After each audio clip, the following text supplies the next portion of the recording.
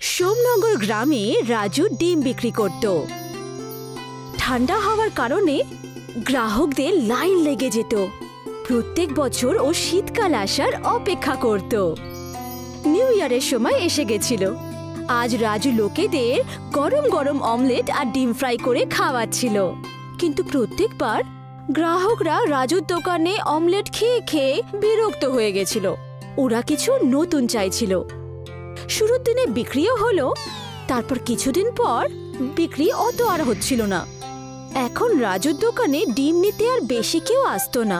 যারাই আসতো তারা ধারে বা ফ্রিতে নেওয়ার অছিলায় আসতো। একদিন রাজু আর তার বউ রেশমা ভাবলো, আজকে ভাবছি ডিমের দোকানটা বন্ধই রেখে দিই। আজকে আর তুমি ডিম সিদ্ধ করো না, কাল থেকে আমরা শুরু করব।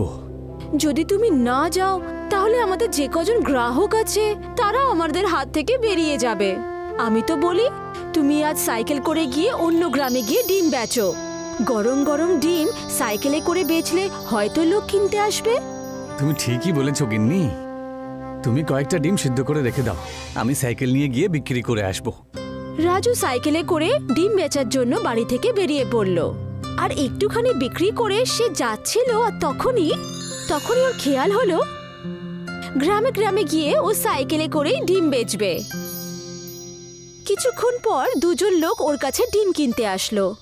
এই যে দাদা, শুনছো? আরে এই যে ডিমওয়ালা দাদা, শোনো শোনো। বলো ভাই, কি লাগবে? আমার কাছে সেদ্ধ ডিম আছে, অমলেট আছে, আর ডিমের কারিও রয়েছে। তোমাদের কি লাগবে? আমাদের কিচ্ছু লাগবে না, কিন্তু তুমি আর কখনো এই জায়গাতে আসবে না, বুঝতে পেরেছো? এখানে অনেক আগে থেকেই আমাদের একটা ডিমের দোকান রয়েছে, যেটা খুব ভালো মতো চালু আছে। তুমি এখানে এসে আমাদের ব্যবসা নষ্ট করে দিচ্ছ। দাদা, আমারও তো দোকান ভালো চলছে না, তাই ভাবলাম যে আমি যদি গ্রামে গ্রামে দোকানে দোকানে ঘুরে এগুলো বিক্রি করি। হ্যাঁ হ্যাঁ, ঠিক আছে, এবার তুমি এখান থেকে যাও, আর কখন এখানে আসবে না। রাজু ওখান থেকে নিরাশ হয়ে চলে গেল আর সব কথা রেশমাকে গিয়ে বলল। মনে হচ্ছে এবার আমাদের অন্য কোনো ব্যবসা করতে হবে, না হলে আমাদের সংসার চালানো খুব কঠিন হয়ে দাঁড়াবে। কিন্তু আমরা এসব ছাড়া আর করবোইটা বা কি? এত বছর ধরে তো ডিমের দোকানই চালাচ্ছি আমরা। তুমি যদি এইটাও ছেড়ে দাও তাহলে তো কিছু বাঁচবেই না। রাজু এই দিন নিরাশ হয়ে ঘুমিয়ে পড়ল আর কোনো একটা আইডিয়া খোঁজার চেষ্টা করতে লাগলো। এই যে শুনছো, আরে কোথায় গেলে? হ্যাঁ আসছি, বলো কি হয়েছে? আচ্ছা, যদি আমরা আমাদের ডিমের দাম কম করে দিই তাহলে হয়তো লোকেরা আমাদের ডিম কিনবেই কিনবে। কিন্তু আমাদের ডিম তো প্রথম থেকেই সস্তা। দাম যদি আরো কমিয়ে দাও তাহলে তো কোনো মুনাফাই থাকবে না, আমাদের পুরো পরিশ্রম বরবাদ হয়ে যাবে। রাজু আর রেশমা বসে বসে নিজেদের ডিমের ব্যবসা কি করে বাড়ানো যায় সেই সব নিয়ে চিন্তা ভাবনা শুরু করলো, কিন্তু কোনো ফল হচ্ছিল না। আমার কাছে একটা উপায় আছে। আমাদের মার্কেটে সোনার ডিম প্রচুর বিক্রি হয়। যখন আমি ছোট ছিলাম তখন ওখানে সোনার ডিমের কয়েন বানিয়ে বেচা হতো, আর ওটা ভীষণ সুস্বাদু আর ভীষণ সুন্দর দেখতে ছিল। তাই নাকি? তুমি ঠিক বলছো তো? যদি তাই হয় তাহলে আমরা আবার আমাদের দোকানে জমিয়ে বেচাকেনা করব। রেশমার কথা শুনে রাজু ওর বাপের বাড়ি যাওয়ার জন্য রেডি হয়ে গেল। রাজু ও শ্বশুর বাড়িতে গিয়ে সোনার ডিম কি করে বানানো যায় সেটা শিখতে লাগলো। কিছুদিন নিজের শ্বশুর বাড়িতে থেকে রাজু গোল্ডেন কয়েন এগের রেসিপি শিখে নিল। এমন একটা ডিম যেটা রান্না হওয়ার পর সোনার কয়েনের মতো দেখতে লাগে। রাজু রেসিপিটা শিখল। নিজের গ্রাম সোমনগরে ফেরত এসে রাজু আবার দোকান শুরু করলো। এই যে শুনছো গিন্নি, আজকে দোকানে তুমিও এসো। আজকের দিনটা আমাদের জন্য বিশেষ। হ্যাঁ, আমি নিশ্চয়ই আসব। ভগবান আমাদের আশা নিশ্চয়ই পূরণ করবেন। রাজু আর রেশমা এই নতুন রেসিপি নিজের দোকানে শুরু করে দিল। আর যেরকমই ওরা ভেবেছিল সেরকমই হলো। প্রথম দিনের শুরুতেই ওদের প্রচুর বিক্রি হলো। আস্তে আস্তে পুরো শহর আর গ্রামে সোনার কয়েনের খবর ছড়িয়ে পড়ল। প্রথম মাসেই ওরা সারা বছরের মুনাফা করে নিয়েছিল। নিউ ইয়ারের সময় এসে গেছিল। দুজন ভীষণ খুশি ছিল, কিন্তু সঞ্জয় আর তার স্ত্রী নিতা এসব দেখে একদম খুশি ছিল না। সঞ্জয় রাজুর সাথে নিজের সিঙ্গারার দোকান লাগাতো। রাজুর ডিমের দোকানে ভিড় হওয়ার কারণে সঞ্জয় হিংসে করতে লাগলো। দেখছো গিন্নি, এই ব্যাটা রাজু তো দেখছি সবাইকে ওর ডিম খেতে বাধ্য করে দিয়েছে। আর নয় তো কি, আমাদের ব্যবসা তো শেষ হয়ে যাবে। এই রাজুর না একটা ব্যবস্থা করতেই হবে আমাকে। পরের দিন সঞ্জয় আর তার বউ একটা আইডিয়া বার করলো যে ওরা রাতে রাজুর দোকানটা গায়েব করে দেবে। আর রাত হতেই দুজন স্বামী স্ত্রী মিলে রাজুর হাত গাড়ি চুরি করে ধাক্কা মেরে খাদের মধ্যে ফেলে দিল। সকাল হতেই রাজুর তো মাথায় হাত, ওখানে তো ওর দোকান ছিলই না। রাজু আর রেশমার তো কেঁদে কেঁদে খারাপ অবস্থা হয়ে গেল। ওরা দুজন একদমই ভেঙে পড়েছিল।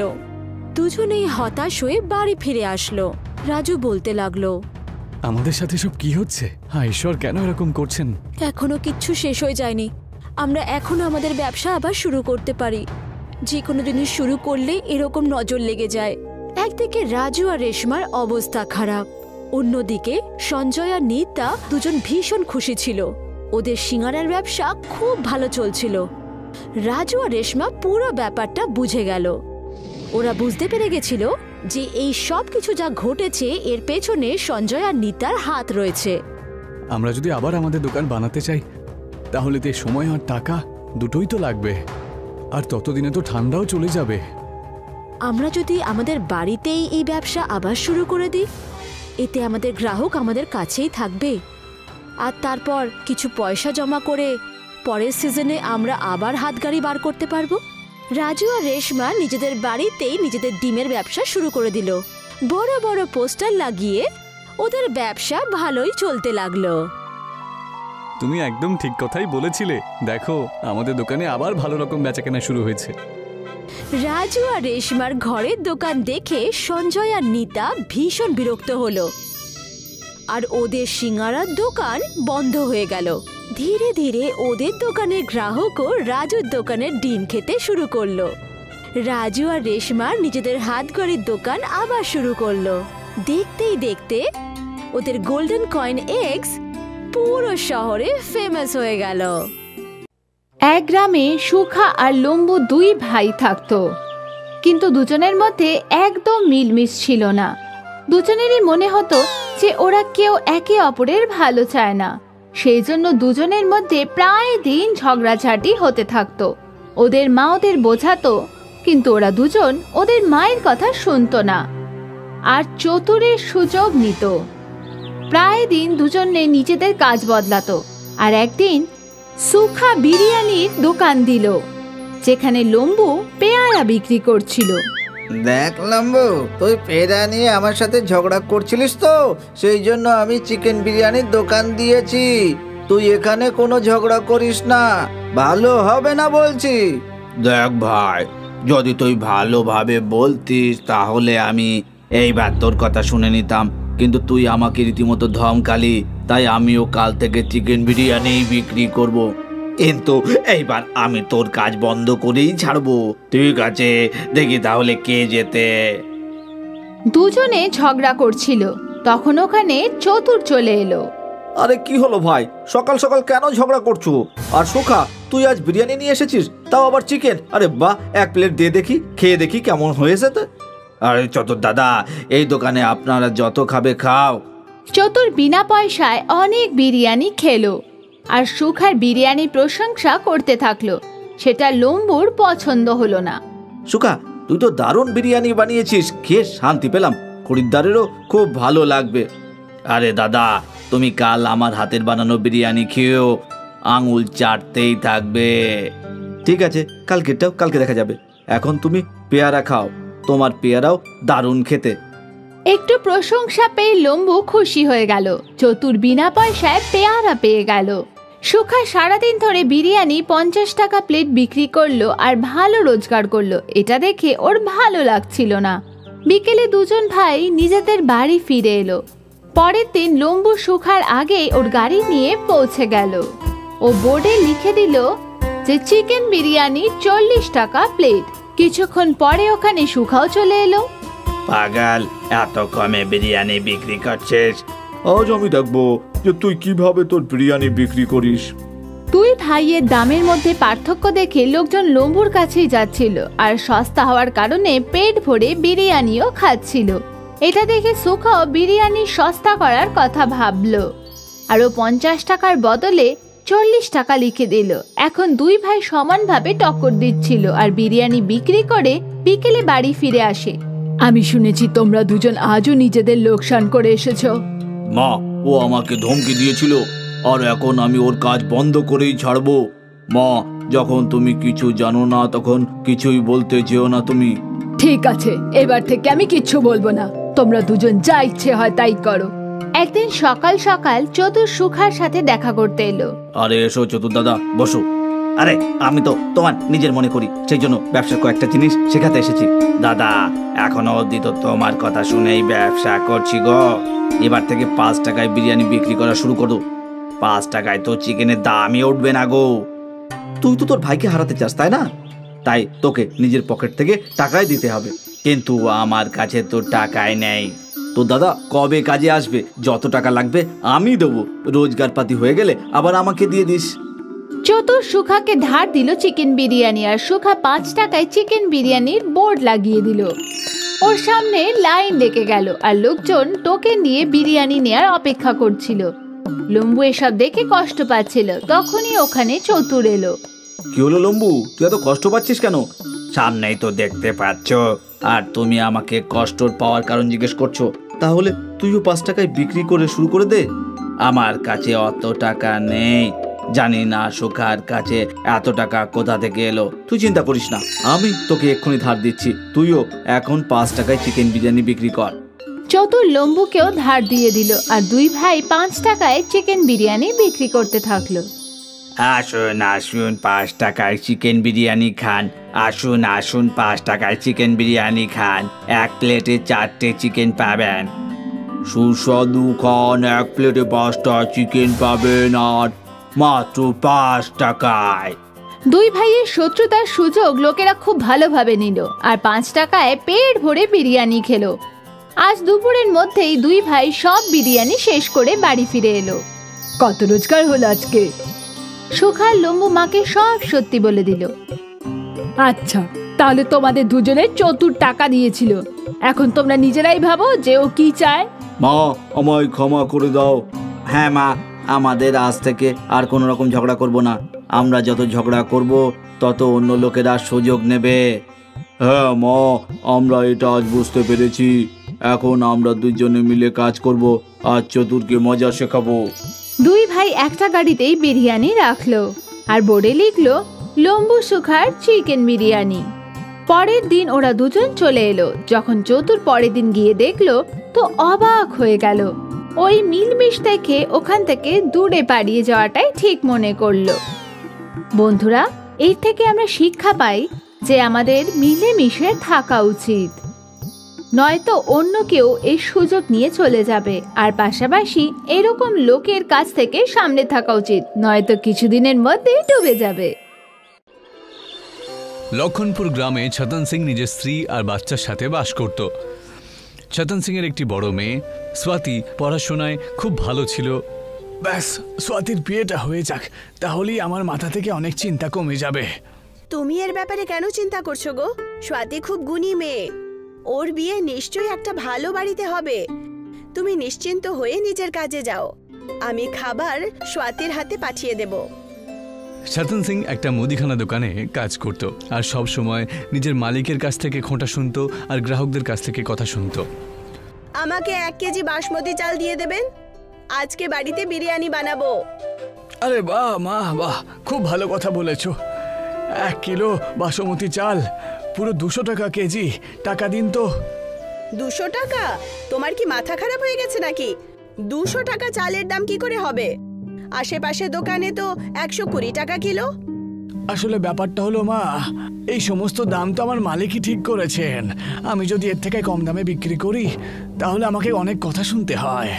ওদেরকে বলুন যে এখন থেকে আপনার এই নোংরা দোকানে আমি আর আসবো না। আর সবাইকে নাও করে দেব যে আর অন্য কেউ যেন এই দোকানে না আসে। ওই মহিলাটি রাগ করে দোকান থেকে চলে যায়।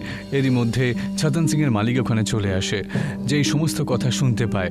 আর ছতন সিংকে রাগ করে সে বলে, আরে তুমি একটা অপদার্থ, তোমার দ্বারা কিচ্ছু হবে না, তোমাকে এক্ষুনি আমি বের করে দিচ্ছি কাজ থেকে। মালিক, এটা আপনি কি কথা বলছেন মালিক? আমি আপনার এখানে 20 বছর ধরে কাজ করছি, এমন করবেন না। একটা গ্রাহককে তুমি সামলে রাখতে পারো না, যাও এখান থেকে, বিদায় হও, এক্ষুনি দূর হও। জানি না তুমি কি করতে পারবে, আর কখনো আমাকে তোমার মুখটা দেখতে যেন না হয়। ছতন সিং ওখান থেকে চলেই যাচ্ছিল, তখন স্বাতি টিফিনের ডাব্বাটা নিয়ে রাস্তায় বাবার সাথে দেখা করে। আর বাবাকে অসহায় দেখে সে বলে, কি হয়েছে বাবা, তোমাকে এত চিন্তিত লাগছে যে? আর এইভাবে এত রোদে কোথায় যাচ্ছ? আমি আর কি বলি মা তোমাকে, আমার কপালটাই পোড়া কপাল। তোমার বিয়েটা আমি দিতে চাই, কিন্তু সবসময় কিছু না কিছু কষ্ট আমাকে সহ্যই করতে হয়। কিন্তু হয়েছেটা কি? তুমি এত টেনশনে আছো। যদি তুমি এত টেনশন করো তাহলে তোমার বিপি বেড়ে যাবে, জানো তো এটা? তারপরেই ছতন সিং সমস্ত কথা মেয়েকে বলে দেয়। আর বাবার কষ্ট দেখার পরে স্বাতি কাঁদতে শুরু করে দেয়। আরে তুমি কেন কাঁদছো মা? এসব তো আমার জন্যই হয়েছে। আমার সব বন্ধুরা বেইমানি করে কত এগিয়ে গেছে, আর আমাকে দেখ, আমি বেইমানি তো করতে পারি না, সেই জন্য কিছুই করতে পারিনি। ওরা দুজন চিন্তার মধ্যে ওখানে দাঁড়িয়েছিল, তারই মধ্যে কয়েকজন আদিবাসী ওদেরকে ঘিরে ধরে। আর সেটা দেখার পরে ওরা দুজনেই ভয় পেয়ে যায়। বাগাড় বল, এই দুজন বাপ মেয়েকে আমাদের বাড়িতে নিয়ে চলো তো। হ্যাঁ, বাগার বলে যাই হোক, নিয়ে চলো। ছাড়ো আমাকে, ছেড়ে দাও, ছেড়ে দাও। এই ছাড়ো আমাদের, ছাড়ো বলছি, ছাড়ো, আরে ছাড়ো। ওই আদিবাসীর পুরো দলটা ওদেরকে বন্দি করে নেয় আর নিজেদের এলাকাতে নিয়ে যায়, যেখানে ছতন সিং দেখে যে স্বাতি আর স্বাতির মা মানে ছতন সিং এর স্ত্রী আগে থেকে ওখানে বেঁধে রাখা হয়েছে। ভগবান, তুমি এখানে কি করছো? আরে এগুলো কারা? আমাদের থেকে কি চায়? আমি বাড়ি থেকে বাইরে বাজারের দিকে রেশন নিতে যাচ্ছিলাম, ভাবলাম বিরিয়ানি বানাবো, আর ওরা আমাকে অপহরণ করলো। জানি না ওরা আমাদের কাছে কি চায়। আমাদেরকে বন্দি করে কেন রেখেছো? আমাদের পরিবার খুবই কষ্ট পাচ্ছে, আমাদেরকে ছেড়ে দাও। কি চাও আমাদের থেকে? তুমি তো ছতন সিং তাই না, যে উল্টো হয়ে জন্ম নিয়েছিল? আর সেই ছতন সিংই তো যে কোনোদিনও কোনো চুরির কাজ করেনি। আগে আমি সেই ছতন সিং, কিন্তু তুমি আমার নাম আর এইসব কথা জানলে কি করে? তুমি কে বলো তো? আরে তুমি আমার কথা বাদ দাও, এই পাথরটাকে দেখতে পাচ্ছ? এই পাথরটা নিয়ে আমি কি করব? আরে এই পাথর থেকে তোমাকে 10 বার ঝাঁপ দিতে হবে। যদি তুমি এতে সফল হও তাহলে আমি তোমাকে একটা উপহার দেব। তাহলে কি তুমি আমার পরিবারকে ছেড়ে দেবে? আরে আমি তোমায় কথা দিচ্ছি। ওই আদিবাসীরা প্রধানের কথা মতো ছতন সিংকে ছেড়ে দেয়, আর ছতন সিং ওই বড় পাথরের ওপরে ঝাঁপ দিতে শুরু করে নেয়। যেই 10 বার ছতন সিং এর পূরণ হয়ে যায়, ওই পাথরটা একটা সুন্দর ছেলেতে পাল্টে যায়। ওই ছেলেটাকে দেখার পরে সমস্ত আদিবাসীরা আনন্দে আত্মহারা হয়ে ওঠে। আমার ছেলে ফিরে এসেছে, ধন্যবাদ তোমাকে। বাগার বল মহারাজের জয় হোক। আমি সব সময় তোমাদেরকে ভালোবাসবো। এই না হলে কথা, লাল্লান ভাই ফিরে এসেছে। আরে এইসব কি বলো তো, কেউ আমাকে একটু ঠিক করে বলবে? চুরি আর অভিশাপের কারণেই তো আমার ছেলে পাথরের হয়ে গিয়েছিল। যে অভিশাপ থেকে তখনই মুক্ত পেত যখন কোনো উল্টো জন্ম নেওয়া মানুষ, যে সৎ হোক ভালো হোক, ওই পাথরের ওপর 10 বার ঝাঁপ দিলে তাহলে ঠিক হতো। সেটা তুমিই আজকে করেছো। গত 2 বছর ধরে আমি কতজনকে এখানে নিয়ে এসেছি বাবা। তোমার কাজ যদি হয়ে যায় তাহলে আমরা কি এখান থেকে যাব? আমার পরিবার আগে থেকেই এত চিন্তিত, আর তুমি আরো বড় তামাশা করছো। ছাড়ো আমাদেরকে এখন। আরে এত সহজে তো যেতে দেব না, আগে উপহারটা তো নিয়ে যাও। ওই আদিবাসী প্রধান নিজেদের লোককে ইশারা করে। ওখান থেকে ওরা একটা চকচকে হ্যান্ডপাম্প নিয়ে চলে আসে। তুমি আমাদের এত কষ্ট দিলে একটা হ্যান্ডপাম্পের জন্য? আরে এটা কোনো সাধারণ হ্যান্ডপাম্প নয়, এটা হলো চমৎকারী হ্যান্ডপাম্প। যখন তোমরা এটা চালাবে তখন এর মধ্যে থেকে তোমাদের মনের ইচ্ছে মতো জিনিস বেরিয়ে আসবে। আচ্ছা তাই নাকি? আর এটা তুমি আমাকে দিচ্ছ? হ্যাঁ, তুমি আমার জন্য এত বড় উপকার করলে, আমার ছেলেকে ফিরিয়ে নিয়ে এসেছো। কিন্তু এই হ্যান্ড পাম্পের ব্যবহার কি করে করব? আর এতে হবেই বা কি? এই হ্যান্ড পাম্পটা নিয়ে গিয়ে একটা সুরক্ষিত জায়গায় রেখে দিও, আর এর ওপরে খানিকটা জল ছিটিয়ে দিও। যখনই হ্যান্ড পাম্প চালাবে তোমরা, ওর ভেতর থেকে তোমার মনের পছন্দের জিনিস বেরিয়ে আসবে। ওই আদিবাসী থেকে ছতন সিং এর পরিবার হ্যান্ড পাম্পটা নিয়ে আসে, তারপর ওখান থেকে চলে যায়। ছতন সিং নিজের বাড়ির উঠোনে হ্যান্ড পাম্পটা বসিয়ে দেয়। স্বাতি এক গ্লাসে জল নিয়ে এসে ছতন সিংকে দেয়। তাহলে দেরি আর কিসের? তুমি হ্যান্ড পাম্পটা চালিয়ে দাও, কিছু না কিছু তো ভালোই হবে। ছতন সিং যেই ওই কলের মধ্যে জল দেয়, তখনই ওর ভেতর থেকে বিরিয়ানি বেরিয়ে আসে, জাদুই হ্যান্ড পাম্পের বিরিয়ানি, যেটা দেখার পরে ওরা অবাক হয়ে যায়। বাবা, এই দেখো, হ্যান্ড পাম্প থেকে বিরিয়ানি বেরোচ্ছে। এর মানে হলো ওই আদিবাসীদের কথা ঠিক ছিল। হে ভগবান, তোমার অনেক অনেক ধন্যবাদ। আমরা আমাদের সমস্ত কষ্টের সমাধান পেয়ে গেছি। কেউ কি ভেবে দেখেছিল যে আমি উল্টো জন্ম নিয়েছিলাম বলে আর এত ভালো কাজ করে এসেছি বলে এত ভালো ফল পাবো আমরা? আর সেদিনের পর থেকেই একটা বড় ধাবা খোলে, যার নাম ছতন সিং হ্যান্ড পাম্প বিরিয়ানি রাখে। আর দেখতে দেখতে ছতন সিং এর সমস্যা সমাধান বেরিয়ে যায়, আর সমস্ত গ্রামে ছতন সিং এর হ্যান্ড পাম্প বিরিয়ানির খুবই নাম হয়ে যায়। একদিন ছতন সিং এর পুরনো মালিক ওর সাথে দেখা করে। এই যে দাদা, 3 দিন হয়ে গেল কিচ্ছু খাইনি, আমায় কি বিরিয়ানি খাওয়াবে? লোকের মুখে শুনেছি যে আপনি মাঝে মাঝে ফ্রিতেও খাওয়ান। যেই ছতন সিং ঘুরে দেখে, ও দেখতে পায় যে ওর পুরনো মালিকের অবস্থা ভিখারির মতন হয়ে গেছে। মালিক, আপনার এই অবস্থা কি করে হলো? আমি এক্ষুনি আপনাকে বিরিয়ানি দিচ্ছি। তুমি এত বড় লোক কি করে হয়ে গেলে? আমি সবসময় লোকেদেরকে ঠকিয়েছি তো, সেই জন্যই আজকে আমার এই অবস্থা হয়েছে। দোকান জমি সব মাটিতে মিশে গেছে আমার। যেই ছতন সিং হ্যান্ড পাম্প চালানো শুরু করে দেয়, সেখান থেকে বিরিয়ানি বেরিয়ে আসে, আর তারপরই ও নিজের পুরনো মালিককে খাওয়াতে শুরু করে। আর এইভাবেই ছতন সিং সবাইকে সাহায্য করে, আর নিজের হ্যান্ড পাম্প বিরিয়ানির সাহায্যেই নিজের জীবনটা সুন্দরভাবে কাটাতে শুরু করে। আর ওর নিজের মেয়ে স্বাতির বিয়েও একটা ভালো পরিবারে করে দেয়।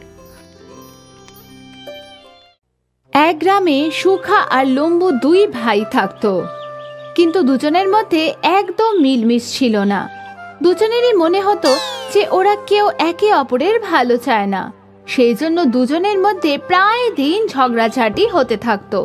ওদের মা ওদের বোঝাতো, কিন্তু ওরা দুজন ওদের মায়ের কথা শুনতো না আর চতুরের সুযোগ নিত।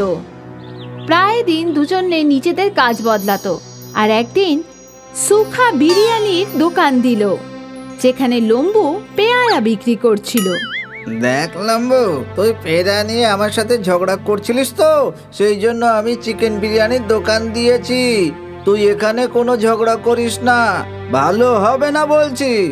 দেখ ভাই, যদি তুই ভালোভাবে বলতিস তাহলে আমি এইবার তোর কথা শুনে নিতাম, কিন্তু তুই আমাকে রীতিমতো ধমকালি, তাই আমিও কাল থেকে চিকেন বিরিয়ানি বিক্রি করব। কিন্তু এইবার আমি তোর কাজ বন্ধ করেই ছাড়বো। ঠিক আছে, দেখি তাহলে কে জেতে। দুজনে ঝগড়া করছিল, তখন ওখানে চতুর চলে এলো। আরে কি হলো ভাই, সকাল সকাল কেন ঝগড়া করছো? আর সুখা, তুই আজ বিরিয়ানি নিয়ে এসেছিস, তাও আবার চিকেন। আরে বাহ, 1 প্লেট দিয়ে দেখি, খেয়ে দেখি কেমন হয়েছে। তো আরে চতুর দাদা, এই দোকানে আপনারা যত খাবে খাও। চতুর বিনা পয়সায় অনেক বিরিয়ানি খেলো আর সুখার বিরিয়ানির প্রশংসা করতে থাকলো। সেটা লম্বুর পছন্দ হলো না। সুখা, তুই তো দারুণ বিরিয়ানি বানিয়েছিস, খেয়ে শান্তি পেলাম, খরিদ্দারেরও খুব ভালো লাগবে। আরে দাদা, তুমি কাল আমার হাতের বানানো বিরিয়ানি খেয়েও আঙুল চাটতেই থাকবে। ঠিক আছে, কালকেরটাও কালকে দেখা যাবে। এখন তুমি পেয়ারা খাও, তোমার পেয়ারাও দারুণ খেতে। একটু প্রশংসা পেয়ে লম্বু খুশি হয়ে গেল। চতুর বিনা পয়সায় পেয়ারা পেয়ে গেল। সুখা সারাদিন ধরে বিরিয়ানি 50 টাকা প্লেট বিক্রি করলো আর ভালো রোজগার করলো। এটা দেখে ওর ভালো লাগছিল না। বিকেলে দুজন ভাই নিজেদের বাড়ি ফিরে এলো।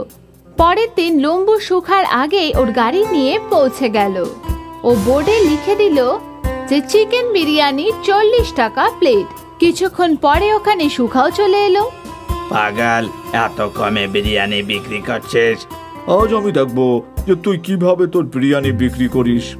2 ভাইয়ের দামের মধ্যে পার্থক্য দেখে লোকজন লম্বুর কাছেই যাচ্ছিল আর সস্তা হওয়ার কারণে পেট ভরে বিরিয়ানিও খাচ্ছিল। এটা দেখে সুখাও বিরিয়ানি সস্তা করার কথা ভাবলো আর ও 50 টাকার বদলে 40 টাকা লিখে দিল। এখন দুই ভাই সমানভাবে টক্কর দিচ্ছিল আর বিরিয়ানি বিক্রি করে বিকেলে বাড়ি ফিরে আসে। আমি শুনেছি তোমরা দুজন আজও নিজেদের লোকসান করে এসেছো।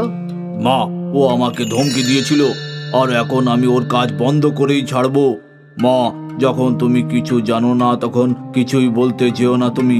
ঠিক আছে, এবার থেকে আমি কিচ্ছু বলবো না। তোমরা দুজন যা ইচ্ছে হয় তাই করো। একদিন সকাল সকাল চতুর সুখার সাথে দেখা করতে এলো। আরে এসো চতুর দাদা, বসো। আরে আমি তো তোমার নিজের মনে করি, সেই জন্য ব্যবসার কয়েকটা জিনিস শেখাতে এসেছি। দাদা, এখনো অবধি তো তোমার কথা শুনেই ব্যবসা করছি গো। এবার থেকে 5 টাকায় বিরিয়ানি বিক্রি করা শুরু করো। 5 টাকায় তো চিকেনের দামই উঠবে না গো। তুই তো তোর ভাইকে হারাতে চাস, তাই না? তাই তোকে নিজের পকেট থেকে টাকাই দিতে হবে, কিন্তু আমার কাছে তো টাকাই নেই। তো দাদা কবে কাজে আসবে? যত টাকা লাগবে আমি দেবো। রোজগার পাতি হয়ে গেলে আবার আমাকে দিয়ে দিস। চতুর সুখাকে ধার দিল চিকেন বিরিয়ানি আর সুখা 5 টাকায় চিকেন বিরিয়ানির বোর্ড লাগিয়ে দিল। ওর সামনে লাইন লেগে গেল আর লোকজন টোকেন দিয়ে বিরিয়ানি নেয়ার অপেক্ষা করছিল। লম্বু এসব দেখে কষ্ট পাচ্ছিল। তখনই ওখানে চতুর এলো। কি হলো লম্বু, তুই এত কষ্ট পাচ্ছিস কেন? সামনেই তো দেখতে পাচ্ছ, আর তুমি আমাকে কষ্ট পাওয়ার কারণ জিজ্ঞেস করছো।